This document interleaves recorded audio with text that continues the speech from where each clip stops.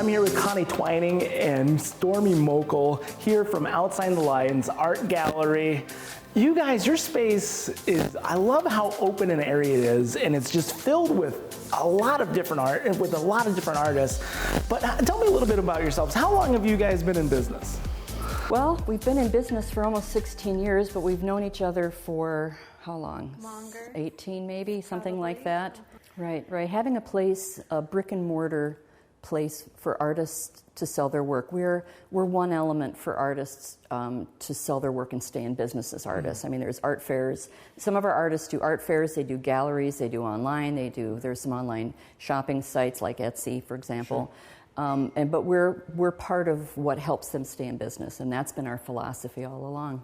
Right. But you have a pretty strong relationship with the artists, right? Yeah, a lot of them we've known since we've opened. So, you develop friendships with them, and you talk with them on the phone and in person when they drop their things off. And so, yes, we definitely have relationships with almost all of our artists. Even the ones that are far away, we talk with them through email and get to know them, on the phone and whatnot if we haven't met them in person, which there's not many that we haven't, but we get information from our artists when they sign up, or if they change the artwork that they're doing. We ask that they send us information. What do you make and how do you make it? All of those questions. And every single artist, and I don't know where we're at as far as numbers go, but there's always these tiny little details that you don't get unless you're on the phone or you're in an email conversation. Right. And then we try to stay up to date with all of that. And most of our customers want those details. Right. Maybe not all at once, which I'm prone to do, but they want to know where they live and how they make it, and maybe some interesting story. And that helps people to really live it. Yeah, so tell me a little bit, you've got a lot of different mediums, a lot of different styles. And tell me a little bit about some of the different kind of art and artists that are available here. Okay. Well, we have everything from two-dimensional large works on the wall to individually wrapped prints that you can buy unframed or reproductions. We also sell a lot of jewelry and sculpture. But it's got to be artisan made, and it's got to be original, and the more hands-on the better. We have an artist from Cedar Falls that hand silk screens tea towels, and they're super cute. This is a great spot for birthdays, for anniversaries, for the holidays, for whatever celebration that you have in your family.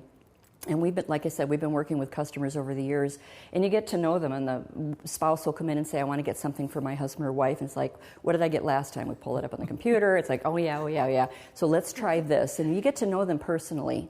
I love that part. I think we both love that part of getting to know our customers. It's wonderful. Having people come back year after year, it makes sense that you've been in business for 16 years. I mean, having those people who want to be the repeat customer and know that when you come in, a year later, it's going to be a different experience. You're going to have different options, right?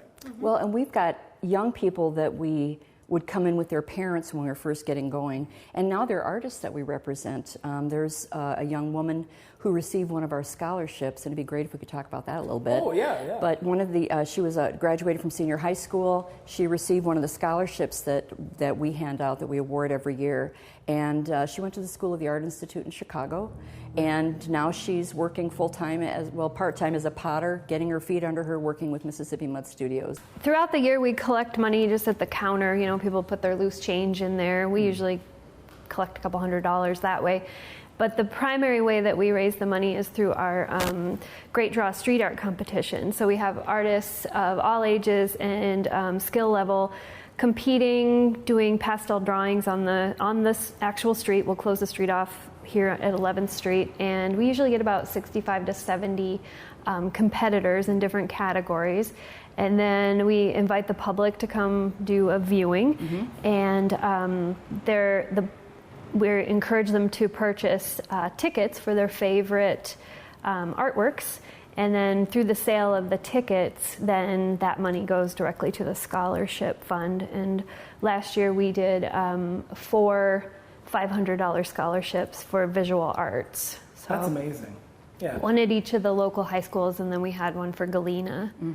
That's great. I mean, being able to, obviously you love art. Obviously, to the point where you're opening a business around it, but to help support not only the artists, but also the next generation of artists. Right. That's huge. And that's the terminology we use too, to support the next generation of artists. So you've been doing this for 16 years. And I would say anybody who owns their own business knows it's not easy. But what keeps you guys going? Coffee. Speaking of which. Yeah, speaking of which. To me, it's the relationship with the people and with the artists and making that connection. I think that's probably my biggest motivator. And Stormy, it's easy to follow this lady. She's pretty smart. Just basically my love of beautiful things and, people's stories behind what made them feel compelled to create and wanting to share that story with customers, in a way that is affordable and not exclusive to people that don't have deep pockets. I like to be able to sell, cards for $4 that have an image that an artist created, that someone feels like they can afford that but still have a little piece of somebody, and we also sell really expensive things too, which is great, but I like things to be approachable, and just bringing back the connection to